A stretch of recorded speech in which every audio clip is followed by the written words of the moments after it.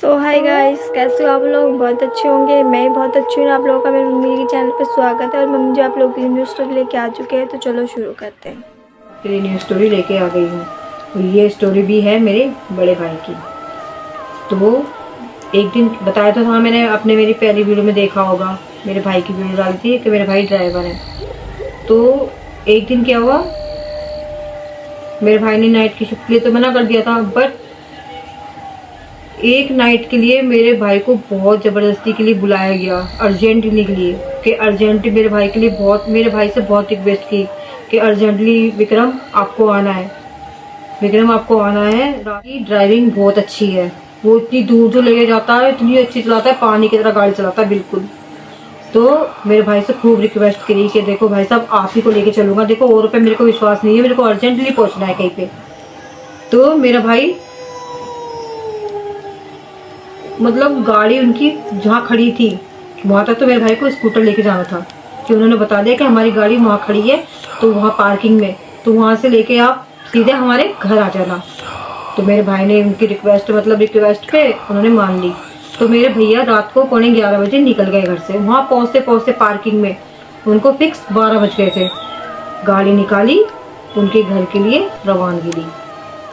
तो आगे जाके थोड़ा सा दूर पहुंचे तो बिल्कुल, अब जाहिर सी बात है 12 बजे तो रोड में तो कोई घूम नहीं रहा होगा, और जहाँ पे वो जो भाई साहब रहते थे जिनको मेरे भैया ने बुलाया था, वो भी थोड़ा सा मिलिट्री एरिया में रहते थे। और मिलिट्री एरिया ऐसा है कि 8 बजे बाद कोई बाहर नहीं निकलता, सब अपने घर से मतलब रखते हैं, सब अपने घर में ही रहते हैं।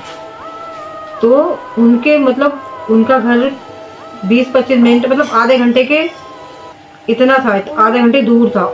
उस बीच उनकी बिल्कुल सीधी सड़क थी, सीधी सड़क करके यूं मुड़ना था मेरे भैया को।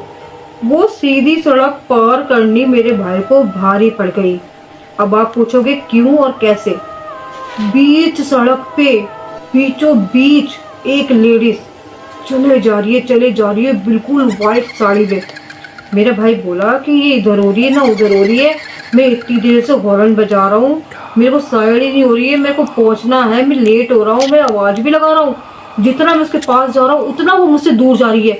मतलब वो सड़क खत्म होने का नाम ही नहीं ले रही, मतलब सड़क चले जा रही है लंबी, जैसे सड़क लंबी हो ही नहीं जा रही।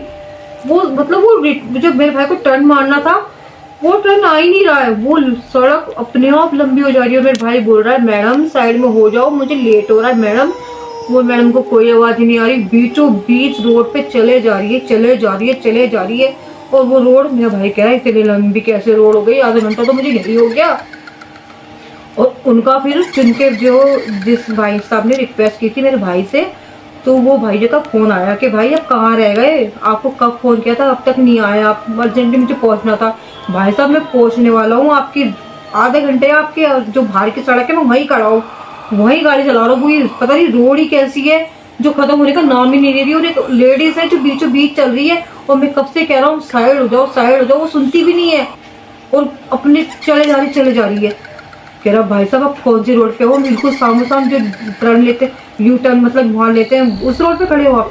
मैंने कहा खड़े। वो मेरा भाई कह रहा खड़ा नहीं भाई साहब, गाड़ी चल रही है मेरी। कह रहा भाई साहब जाओ ना, वहीं खड़े रहो आप, हम आ जाएंगे आपके पास, अभी मत आओ आप भाई साहब।